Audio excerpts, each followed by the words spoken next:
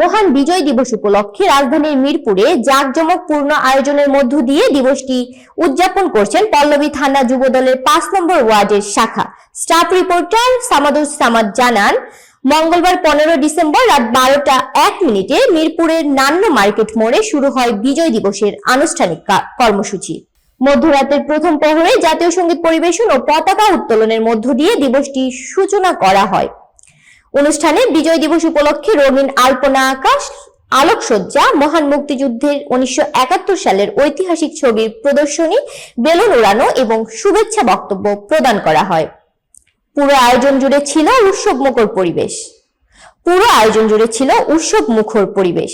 ৫ নম্বর word Pallavi থানা যুবদলের senior যুগ্ম আহ্বায়ক মোহাম্মদ জাকির হোসেনের তত্ত্বাবধানে কর্মসূচিতে প্রধান অতিথি হিসেবে উপস্থিত ছিলেন পল্লবী থানা বিএনপির সাবেক সাধারণ সম্পাদক বুলবুল আহমেদ মল্লিক।